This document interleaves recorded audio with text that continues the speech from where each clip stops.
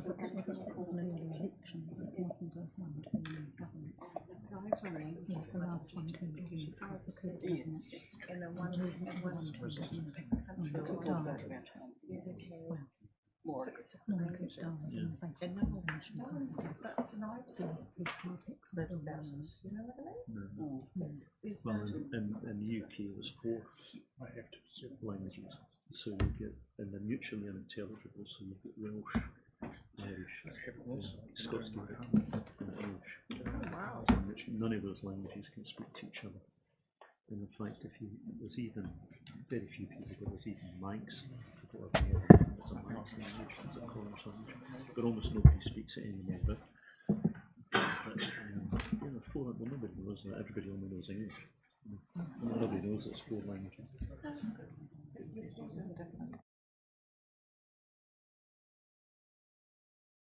Councillors, members of the public and staff, welcome to this meeting for the Community Wellbeing Committee. And welcome to those who have also joined us on the live stream. Apologies, we were running just a couple of minutes behind time. We have apologies from Councillors Boyle, Pottinger and Stewart. Somebody like to move that they are accepted. Councillors Dermody and Soper, thank you. Put that all in favour. Aye. Against? Carried. One item in public forum, Mr. Brian Rowe on behalf of the Already Sands Users Group. Mr. Rowe, you want to come take a seat, please?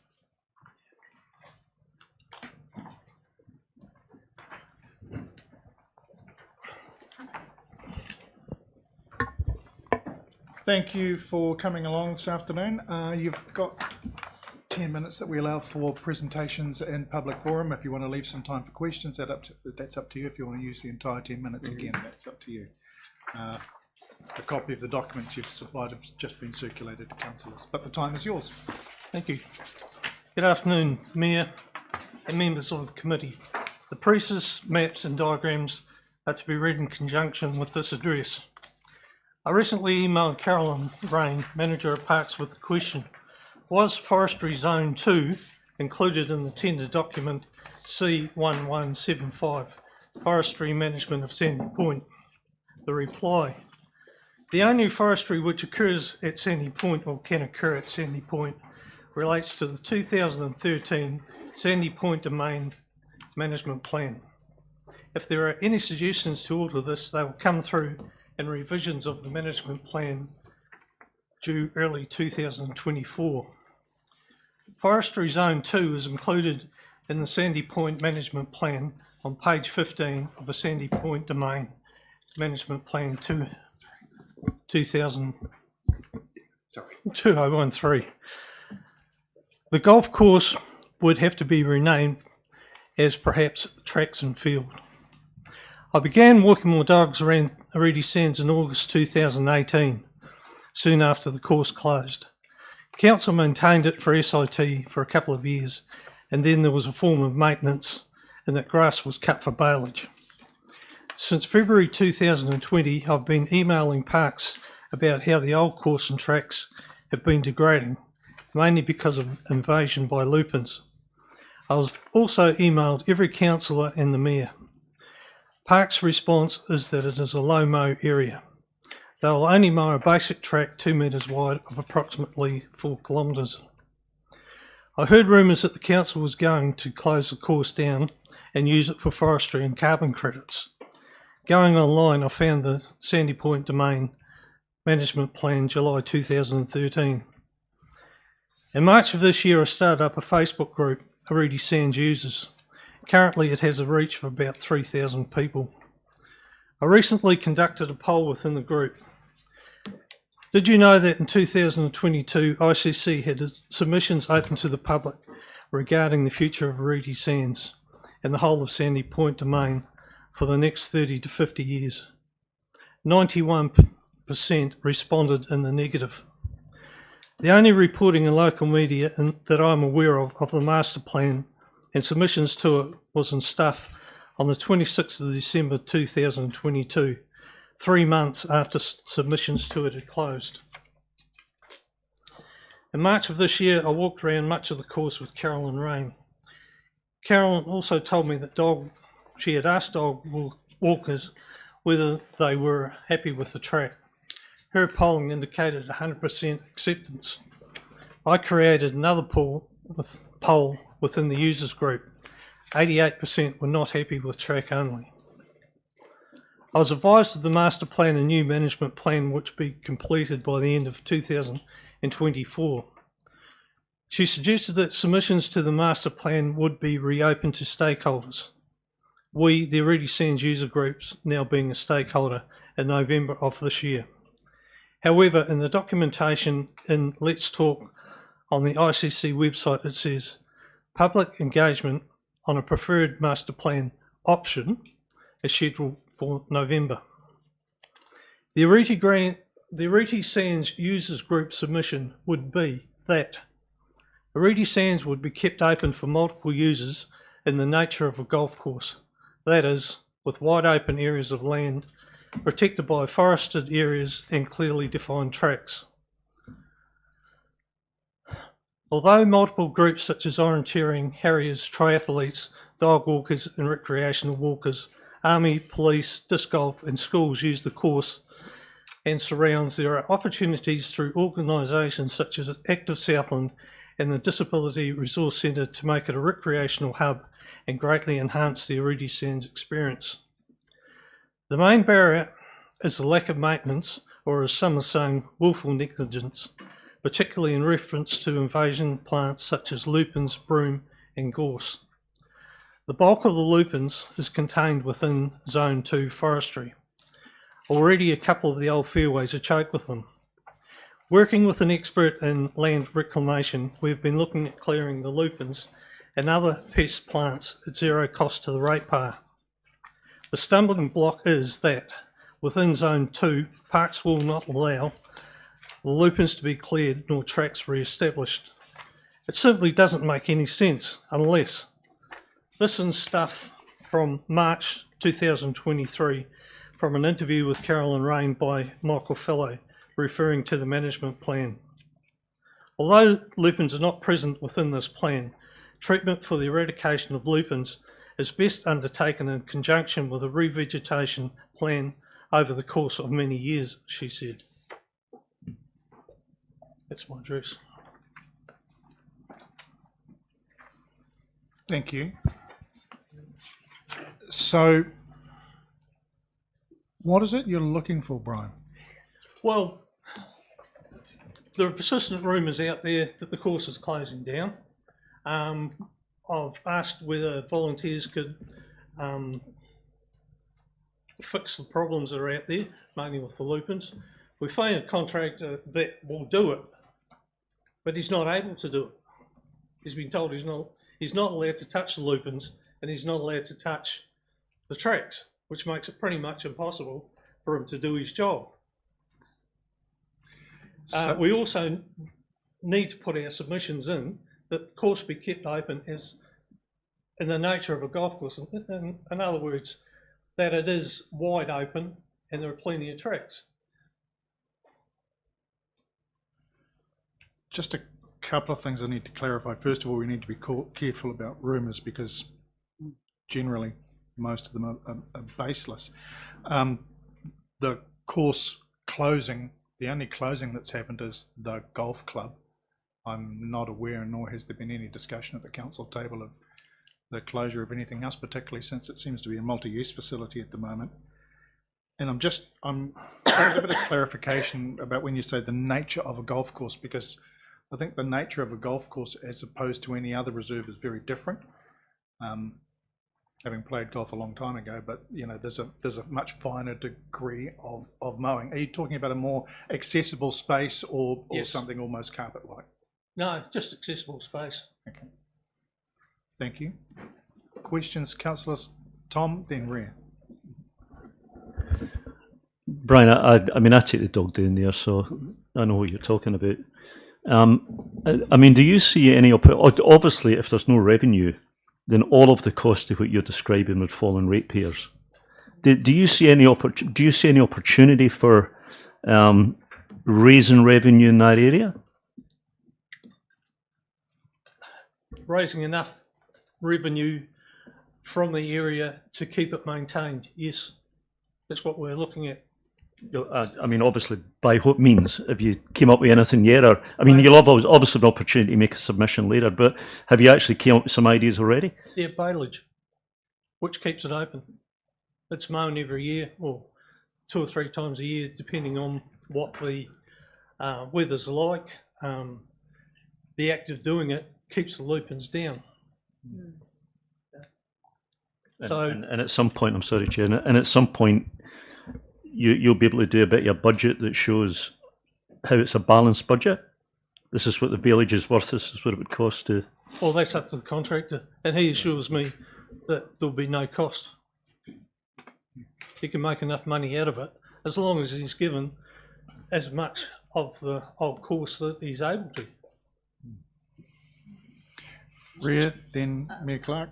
Mr. Rowe, to trying to seek some clarification from your delivery to us today. So, from my understanding, the Southern Golf Club closed this links golf course, which was proposed to be the best 20th link golf course in the Southern Hemisphere in 2018. Yes. So since then, am I right in seeking clarification? The expectation has been that it's fallen back on the council to maintain that land, but not to the expectation of an actual golf course as we have now in other areas in Invercargill. From what I understand, 2018, 2020, it was maintained by council in the form of a golf course. From then, there was contractors. With an SIT component to that. Yeah.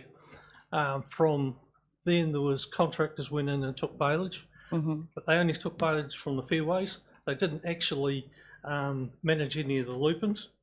So when they stopped doing baleage on it, the lupins just started taking over. So really your request, if I'm understanding right, is that you want the lupins, the broom and the gorse controlled better so that it can be used more as a multi-sport outdoor area? Correct. And do you think that by providing baleage or doing baleage that will help remove that? Yeah, the contractor has said that he would remove the gorse and the broom and the lupins because it gives him more area. The more area he's got, obviously the more revenue he can make, and more area that's available, that's better off for everyone. And the Arete Sands users are proposing for this to be used as a to become an official dog park as well? No, what we are proposing that at some point, maybe groups like Active Southland and disability people and the multi-use people get together and decide what and how they're going to use it. Okay, thank you. Just before I go to Mayor Clark, just a reminder that the area is part of that low-mow pilot which council asked for. And so there was a reduction of the mowing services on that site, as Brian has said. But on Mr. Rowe's suggestion, actually, we've had a contractor in touch with Parks and they're negotiating a baleage and mulching contract, which is nearing completion at the moment. So, right, okay. Mayor Clark? Yeah, thank you, Chair. Yeah, look, Brian, I've had your email as well. I've passed on to Caroline Rains the issue of the 91% that weren't aware, so I've passed that on that certainly from my expectations, that's not a good way to engage on a long-term plan, to have very few people engaging back with it. Sorry? Well, I passed on to her that I thought that 91% of a users group, which was your Otatara group that spread out, not being aware that it was a long-term plan coming forward and having some chance input is not a good way for us to engage. It needs to be wider than that. And I walk the dog there just about every day as well, or Karen and I do. And it seems to me that the baleage issue predates our decision to not mow as frequently. I think the lupins and the other things were a problem before we made that decision recently to mow less. I think it's been a creeping problem that's been coming out. This is leading to a question. Well, all right. So is Ron Riley still mowing some of the tracks down the middle? No. No, he stopped doing it. Okay. All right, that's fine. Thank you. Evelyn? Kia ora, Mr. Chair. through you to Mr. Rowe, the issue of bailage and the cost recovery to enable these things to,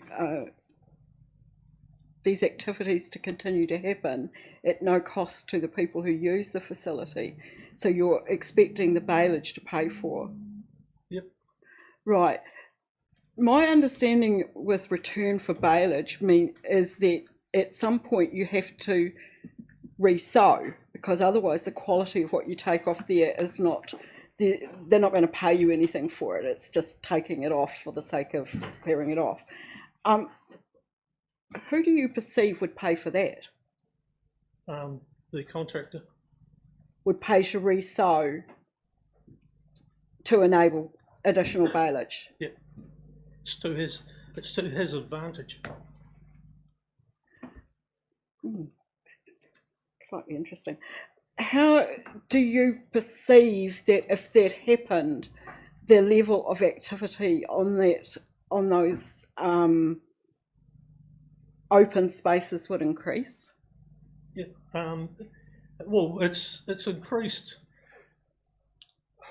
I would say hundreds of % more than it was before, because it was in the newspaper.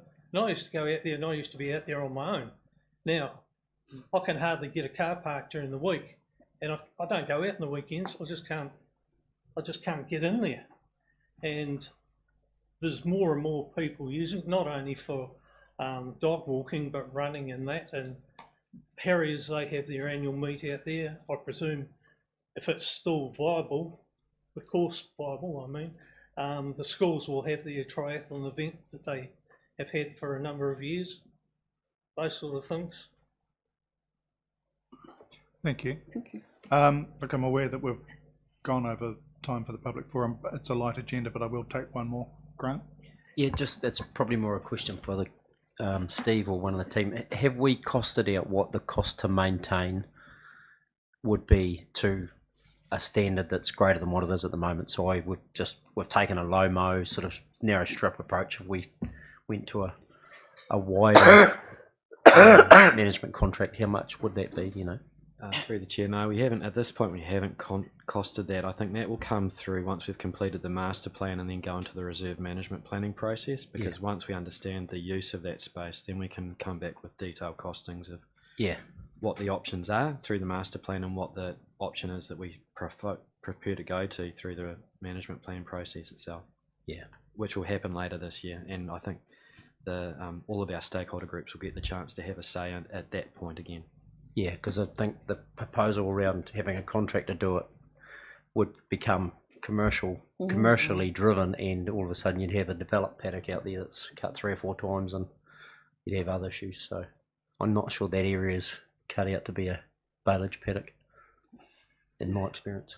So if I can follow on from that, Steve, at which point does this become a matter which we consider? Because we've got the master plan, which is due out later this year, and we heard this morning that the LiDAR information is in, so we will hit that target. And then we go into the Sandy Point management plan. At which stage are we likely to be Me personally, no. raising this issue? I understand that we will come back to council with the master plan and its implications, and then the direction from that will establish the reserve management plan, and that's what we will go out to the consultation to the community on. I'm just checking if Caroline is agreeing with that position. Caroline?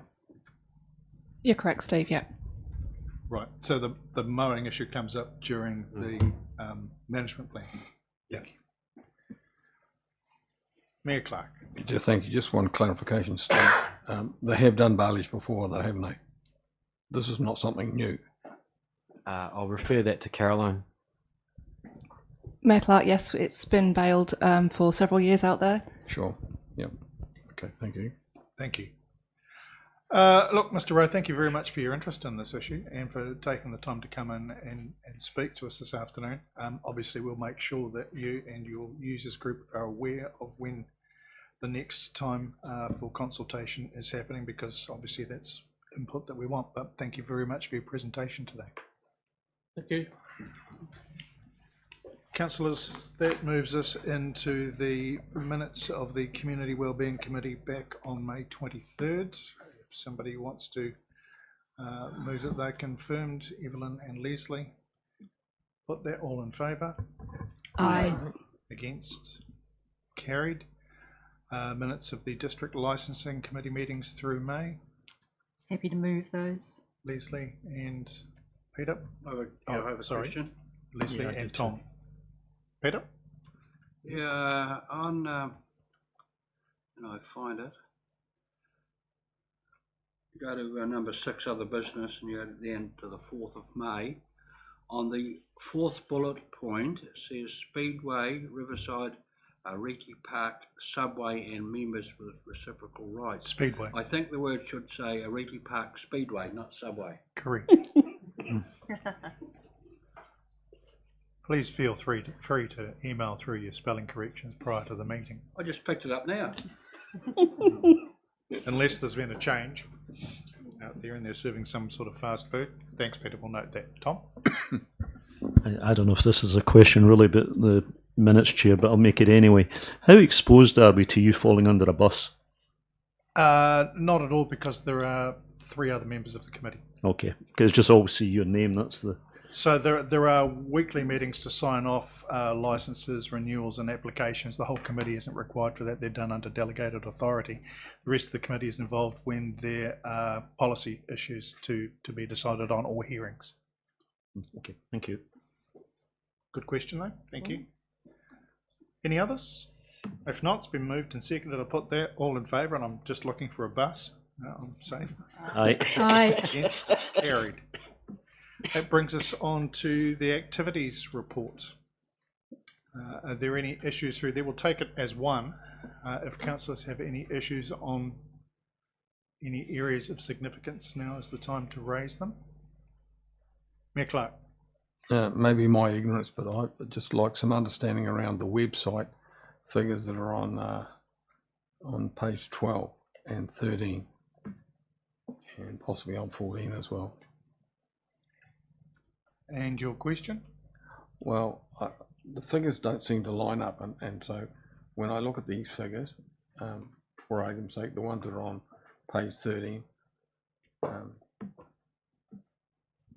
it talks about what reach is, it talks about what engagement is, but it doesn't tell you what park visit page, what page visits are, and so I don't understand at the top of the page where it says organic and paid reach that in a month we've had 113,000 hits. Lisa, can you shed some light on the differences between those terms? Thanks.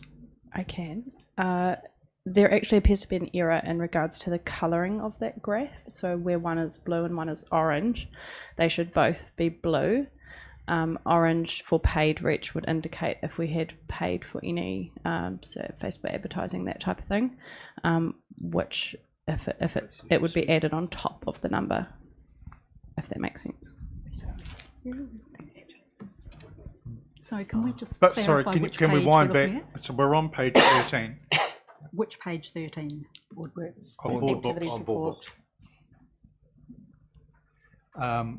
Can you explain the difference between organic and paid reach, engagement and page visits? So organic and paid reach regarding Facebook. Organic is when we make a Facebook post and it goes on our page, it goes to our followers and whatever Facebook's algorithm deems appropriate at that time. Paid reach is if we pay to promote a certain post, or if we list a Facebook ad through Facebook to a targeted audience. The second part of your question, reach and engagement, there is a description underneath those graphs on the second page for Facebook, and then page views on the website is slightly different again, and there's also description on those there as well. Does that help, Mayor Clark? Well, a little bit, I guess, but I mean, what I'm trying to understand is, you know, what sort of reach, I guess, our websites have, Facebook and on the preceding page, on the website users page. So I guess on the previous page it's reasonably clear that the number of unique visitors who enter our website for a month is 25,000. So that's really positive. But then when we get over to Facebook, it sort of says number of engagements is 3,400, but then it talks about page visits about being 6,800. So is that implying that on average they look at 2 pages when they're online? Through you, Chair. Great question. So the Facebook engagement is people that have connected with one of our posts. So when we post something, it goes on to everybody's news feed, and if they engage with it, like it, comment on it, that would be considered an engagement. The Facebook page visits is if people have specifically visited the Invercargill City Council Facebook page, searched it up, clicked on it, looked at it, scrolled down, whatever they've done with it. So one of those 2 figures, either the engagement or the page visits, must be underpinning the first set of data that's on there, which is your organic and paid reach, which is 113,000, 133,000.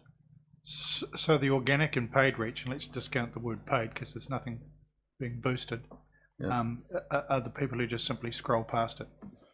They've seen it, but they haven't interacted with it at all. They're walking past the shop window.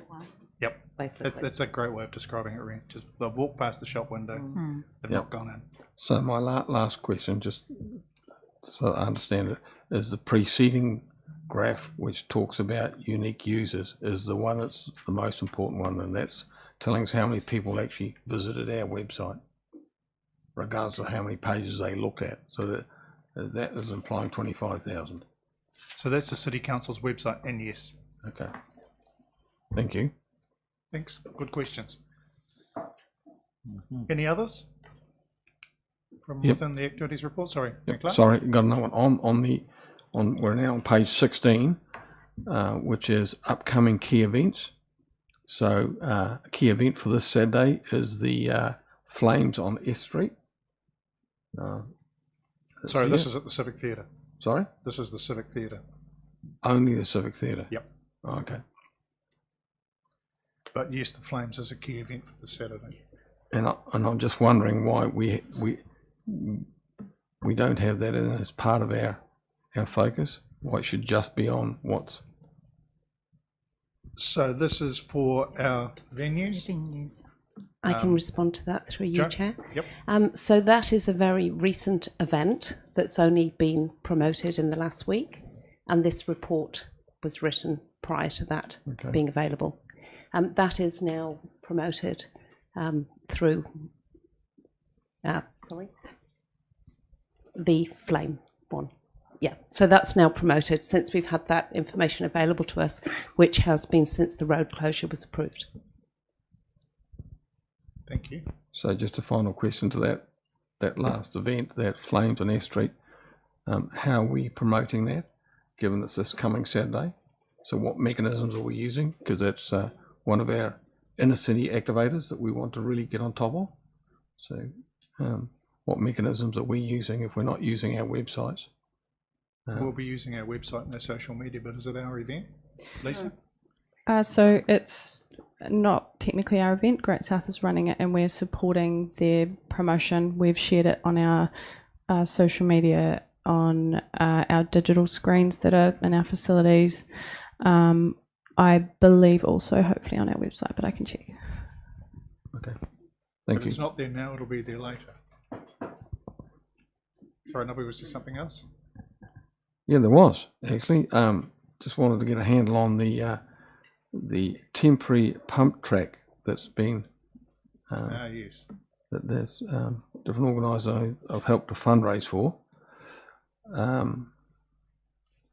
and so it says that over the next year or so, 4 confirmed locations: Bluff, Nightcaps, Newfield, and Winton. I just wondered why South City wasn't included in that. Russell Square would have been an ideal. This piece of land there would have been an ideal place to put it. Well, they do actually have a BMX track at Elizabeth Park. Yeah, this is a pump track though. It's pitched at much younger children.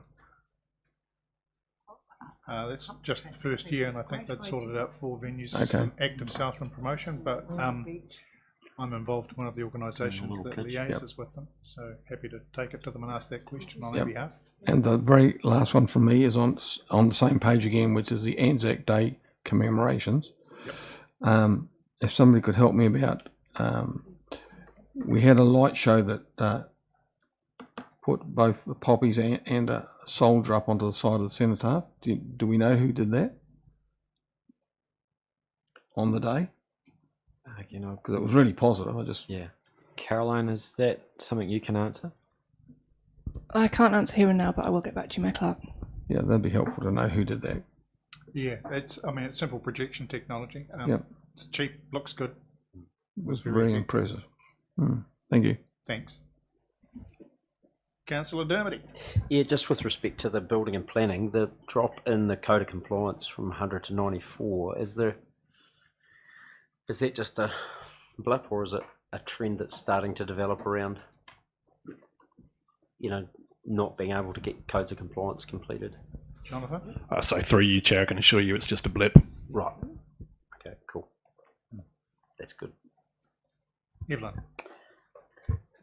Yes, Mr. Chair, just in terms of on page 11 of Board Books, Learn to Swim, and the refugees that were brought in by Aurora College, do we not have a program in conjunction with Red Cross to ensure that refugees are offered Learn to Swim, that we've got to be dependent on Aurora to do that for us? Steve? I just was curious. It hadn't occurred to me before. Through you, Mr. Chair. No, the team at the pool are working through Red Cross, and that was the way in which they wanted to engage, and so we've just enabled that. Thank you for that, because I do see it as a positive initiative. So I applaud whoever's idea it was. Thank you. No other questions? Yep. Just to correct, and I apparently erred in suggesting that Flames on S Street was actually on Saturday. It's actually Friday this week, apparently. Excellent day for a Saturday. Excellent.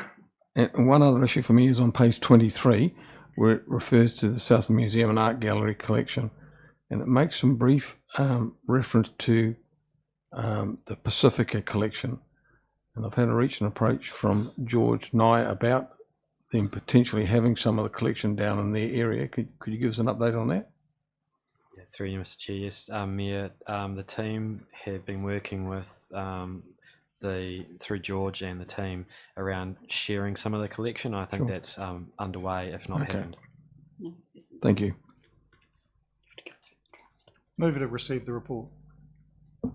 Tom and Grant. No further questions. I'll put that all in favour. Aye. Against? Carried. There being no further items in open, I'll move that we go into public excluded to confirm the minutes of the PE session from May 9th under section 721. Seconded. Councillor Kett. Put that all in favour. Aye. Against? Carried. To those who joined us on the live stream.